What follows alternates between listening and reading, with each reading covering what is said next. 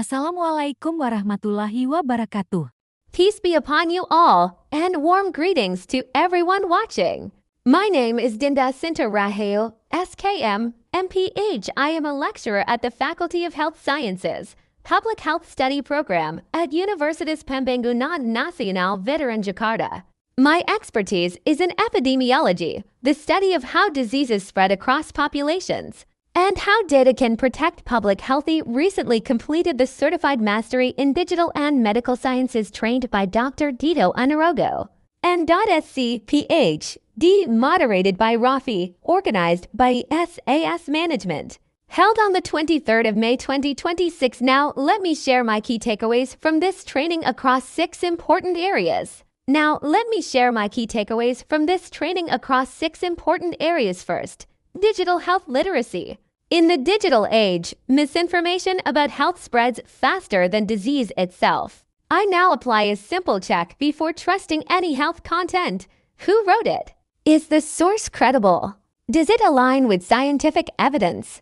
As a lecturer, I teach my students this critical thinking approach, especially during outbreaks when false information causes panic and dangerous self-treatment. The key mindset from this training: data gives interpretation, gives decision, gives. Monitoring. This cycle must guide every health professional's thinking. Second, healthcare 6.0.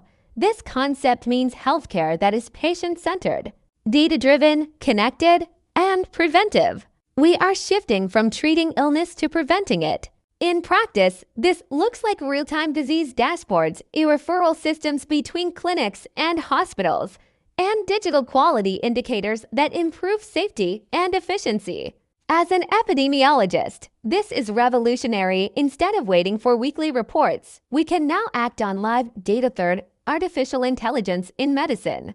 AI does not replace doctors. It supports better decisions. It helps with disease prediction, patient classification, and clinical decision support. One concept that truly excited me is the digital twin, a virtual model of a patient or health system used to simulate outcomes before acting in the real world. Imagine simulating a vaccination campaign's impact on disease transmission before actually rolling it out. For public health planning, this is a complete game changer.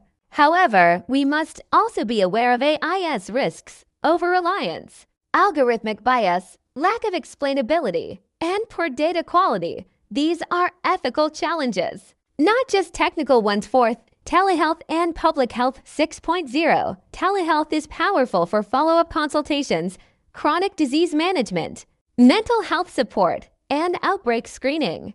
But in-person care remains essential for physical examinations, emergencies, and complex diagnoses. From a public health perspective, telehealth can strengthen national disease surveillance, support screening programs in remote areas, and ensure continuity of care across Indonesia's vast geography. I plan to advocate for telehealth integration in community health surveillance systems going forward. Fifth, digital wellness. This topic was more personally relevant than I expected.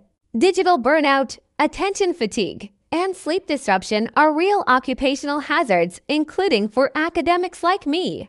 I am now committing to screen time boundaries after 9 p.m., avoiding anxiety-driven health misinformation content, and regular digital detox moments. For my students, digital wellness education will become part of how I teach healthy lifestyle behavior. 6, ethics, data governance, and policy. Patient data is sacred. Privacy, informed consent, access control, and audit trails are not optional. They are ethical obligations. Fairness, transparency, accountability, and patient safety must guide every digital health initiative. As a researcher, this means implementing stronger consent documentation and data anonymization in all my epidemiology studies. Now, 6 policy recommendations for the Indonesian government. 1. Establish a national digital health identity system with standardized patient IDs and integrated data across clinics, hospitals, labs, and pharmacies. 2. Create a national AI accountability framework so there is always a clear answer to who is responsible when AI gives a wrong recommendation. 3. Mandate minimum cybersecurity standards for all health systems, including incident response protocols and routine staff training.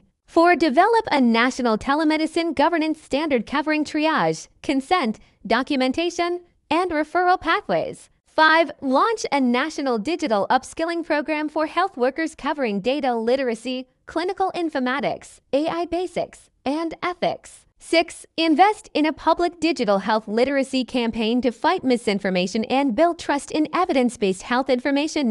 With this training genuinely changed my mindset. I used to see digital tools as add-ons. Now I understand they represent a fundamental shift in how we collect, analyze, act on, and protect health data.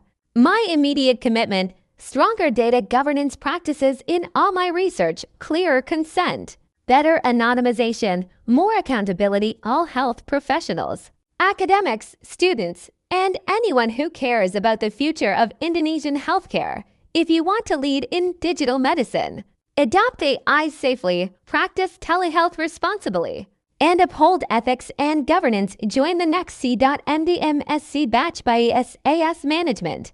This is not just a certificate.